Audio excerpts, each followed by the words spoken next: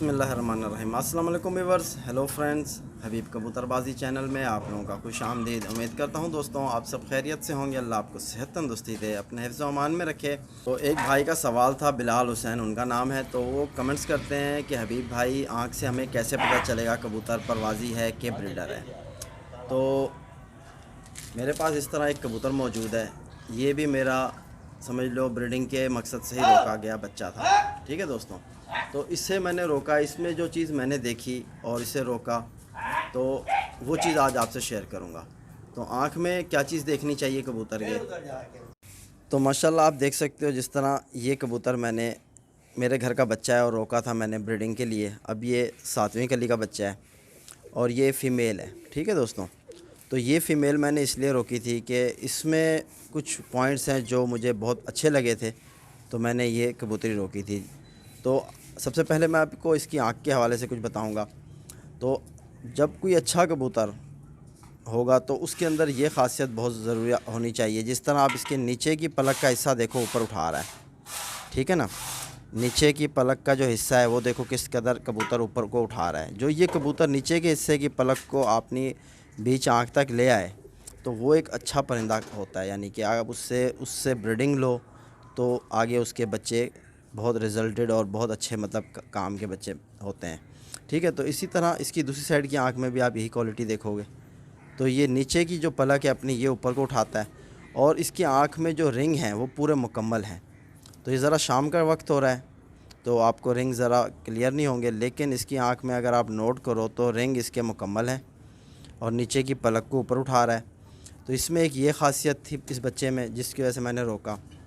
और जिस तरह मैं आपको कहता हूँ कि एक ब्रीडर कबूतर में यानी इस तरह जब आपने हाथ में पकड़ा है तो वो आपको वज़न जो है अपना आगे को महसूस कराए। ठीक है, वज़न उस कबूतर का आगे को महसूस कराए, वो कबूतर आप ब्रीडिंग के मकसद से लो, ब्रीडिंग के उसमें ब्रीडिंग में डालो तो इंशाल्लाह आपको उसके रिज़ल्ट बहुत अच्छे मिलेंगे। तो बिलाल हुसैन भाई, आप देखो कबूतर में एक तो फुर्तपन होनी चाहिए। ठीक है, कबूतर जब हाथ में पकड़ो, कबूतर इतना सिल्की हो कि वो आपके हाथ से मुसलसल स्लिप करे।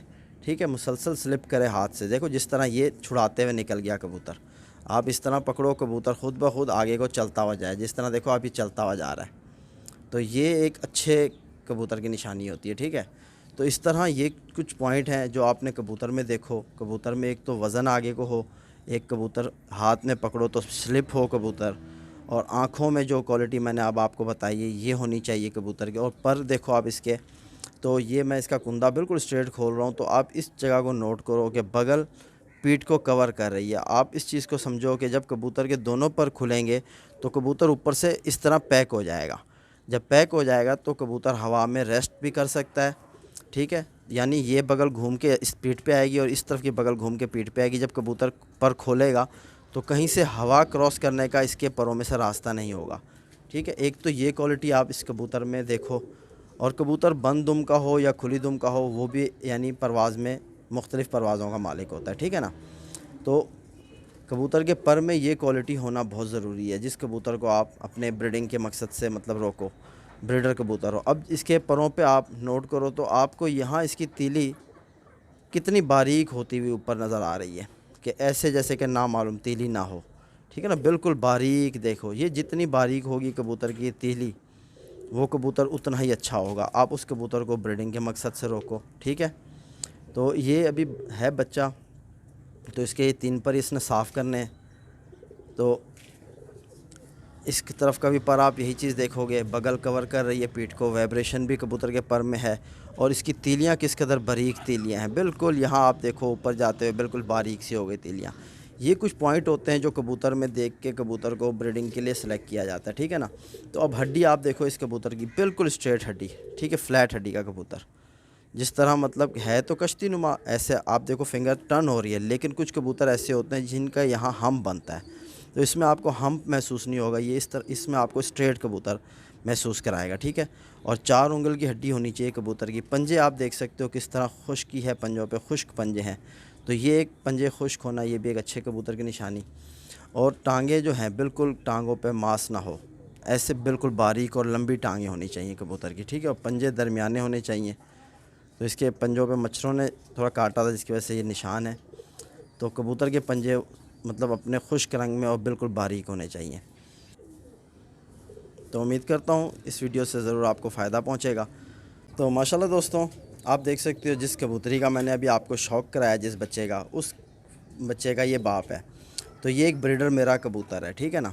تو آپ کو اس کبوتر کا شوق اس لیے کرا رہا ہوں کہ آپ کو اندازہ ہو جائے کہ ایک اچھے پرندے سے ہی اچھی چیز مل سکتی ہے، ٹھیک ہے ہمیں۔